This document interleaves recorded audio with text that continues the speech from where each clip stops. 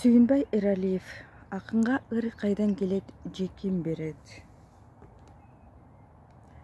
Қачан жана қай жерде бір нерсе жаралып жатқан болсо, анын жаратуучусу Теңир өзү. А сен бар болгону курал элесиң. Улуу жазуучулардан сурап көргүлөчү.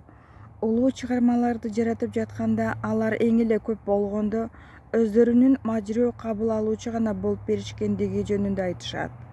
Бул сөздөргө түшүндүрмө берүүнүн кажети деле жокко. Дагы мисалдарга кайрылалы. Ак кептер ийнине конуп ошол замат сен менин сүйүктүү уулумсуң. Менин ишенимим сенде деген Иса Христоско асмандан келген үндү. Ошондой эле Будданын, апостол Павелдин же Мухаммед пайгамбардын асман үнүн уккандыктары тууралуу айтпаган күндө да жогорудан айтып жаздыруу учурлары дүйнөлүк адабияттын тарыхында аз да болсо кездешет экен.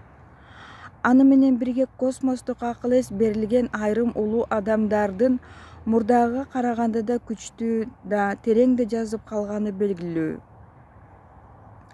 Айталы Данте өзүнүн атактуу Божественная комедиясын, Бальзак Человеческая комедияны, Блейк Иерусалим поэмасын дал ошондой космикалык сезим келгенден кийин жазышкан.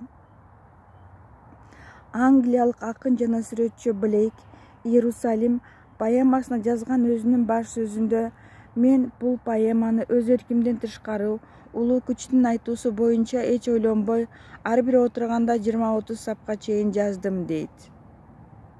Ал эми Дантенин «О асманды башкарган сүйүү, мени бийикке алып чыккан да сенин жарыгың эмеспи?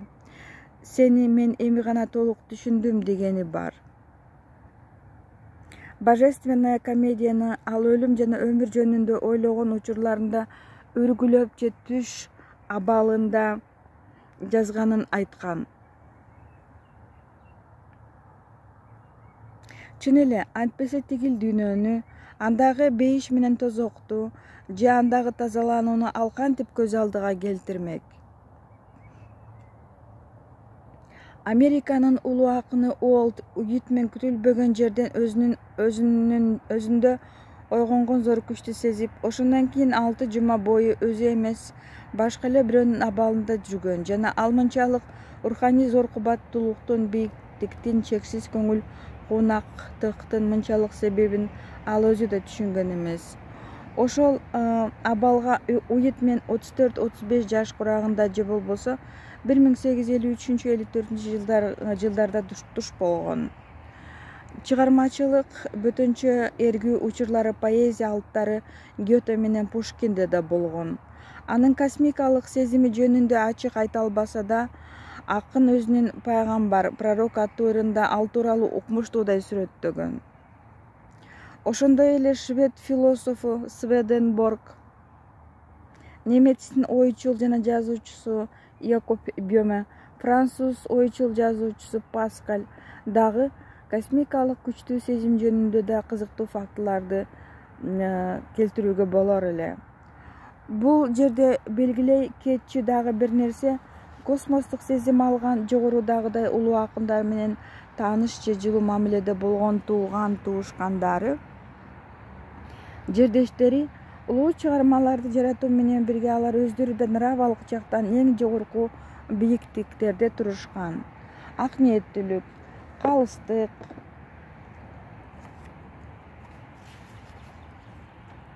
жана боорукерлик сыяктуу адамдык эң мыкты сапаттарды да өздөрүнө ала жүрүшкөндүктөрү жөнүндө көптөгөн далилдерди калтырып кетишкен. Албетте бул чакан макалада дүйнөлүк адабияттагы айрым бир улуу ысымдарды атоо менен мен биздин өмүрбүбү кызыбыздын чыгармачылыгын аларга салыштырып же теңештирип кароодон алысмын.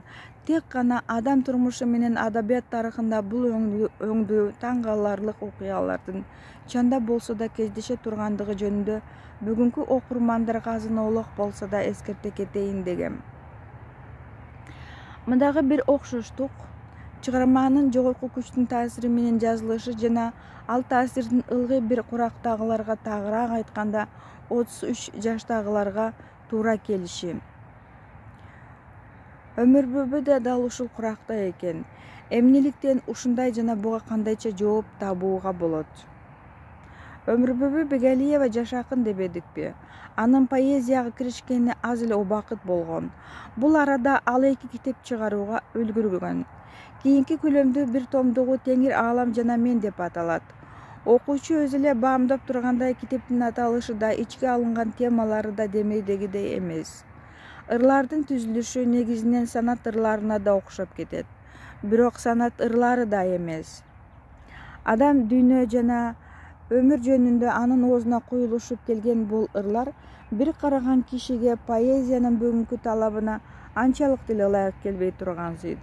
Бирок алар эч кимдикине окшобогон өзгөчөлүктө, башкача ыкта, башкача шартта жазылгандыктан жалпы талаптарды таңоолоо да балким ашыктык кылар. Деги эле кандай болгон күндө да өзүнүн кабыл алуусу менен иштеп жаткан жаш акын Өмүрбүбүгө чын жүрөктөн ийгилик каалайбыз. Аалам сырлары нур болуп куюлушуп, жүрөгүнөн түнөк тапсын. Теңирим колдосун. Сүйүнбай Эралиев, кыргыз эл акыны, мамлекеттик Токтогул сыйлыгынын лауреаты. Бул макала Кыргыз Туусу газетасына 27 март 1998 жылы басылган. Бул ой пикир лира кечеси 1998 жылы февраль айында